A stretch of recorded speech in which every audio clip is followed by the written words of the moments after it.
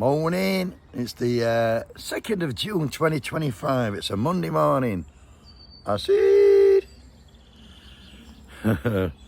different week, different month, not much changes unfortunately.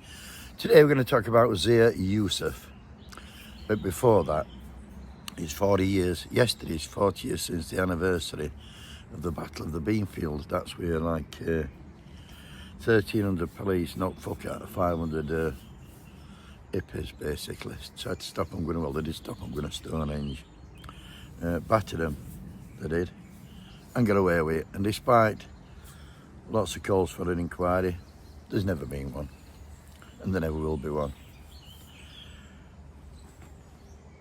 Mike McCullum, the body snatcher, anybody in my generation, he were a fine boxer, world champion at 3 different weights.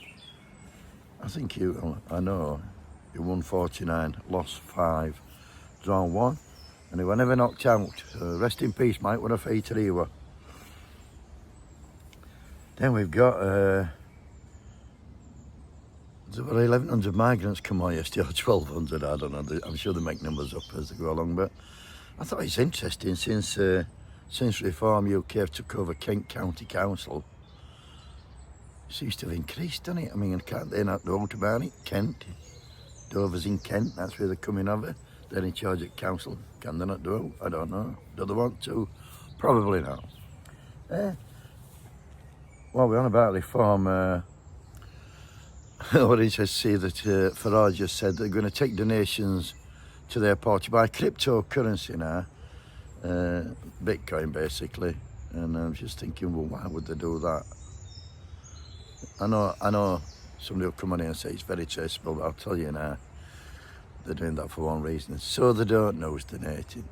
So there's not much transparency there unless you dig and scratch and search. That's why. Next they'll be taking gold, silver, I want to say frankincense, but that's not worth out, is it? They'll take out, they're in it for money, aren't they? But getting on to Zia Yusuf, he's the token black man in Reform. They put him in there, he's the right fucking Uncle Tom basically.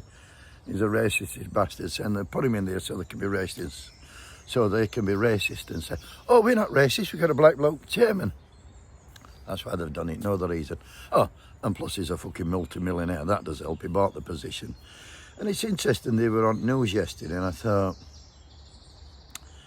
Chairman of Reform UK, why would he be on news? I don't even know what Chairman at Labour Party is.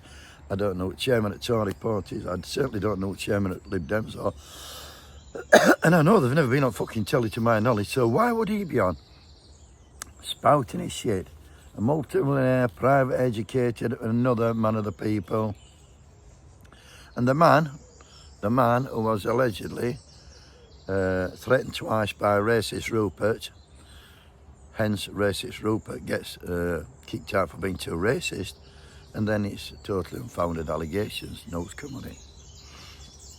Anyway, we're on TV yesterday, he was stating that if, he was saying more like when Reform in the next election, they'll be making cuts to public services between 300 and 400 billion pounds, and this is how he said Nigel stood up. What was extraordinary was, when was the last time you heard a political leader in this country with a real shot at Downing Street calling for 300 to 400 billion pounds of cuts in their first term of government? I cannot remember it inside my lifetime. Here's what's really crazy about this. Almost all of those cuts, Trevor, would actually improve the lives of British people. That is the state of decay in this country. Just to be absolutely clear, did you just say to me 300 to 400 billion pounds worth of cuts in public spending?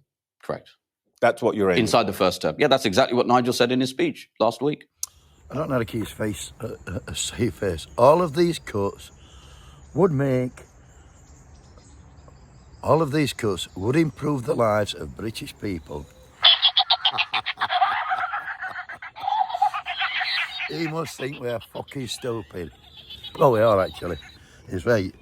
Yeah, it will improve the lives of some British people. Him and his fucking millionaire mates. That's all will be better off. The £400 billion cut, he's going for glasses, £400 billion cut can only mean privatising all public services. No NHS, no social services, very little welfare, only the rich will survive. And here's an idea here. If you and the fucking people like you paid your taxes instead of stashing your money offshore and in cryptocurrency, let me add, these cuts would not need to be made.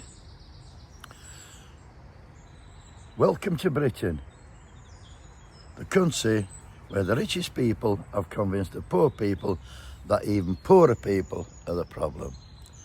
The country where upper class posh boys tell the working class how to fucking think.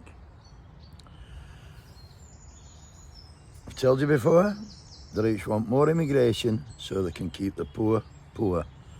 Why is that so hard for people to understand? And just before I go, I forgot this little tidbit. You know they keep putting fucking pension age up, don't you? Down about putting up to 70 now.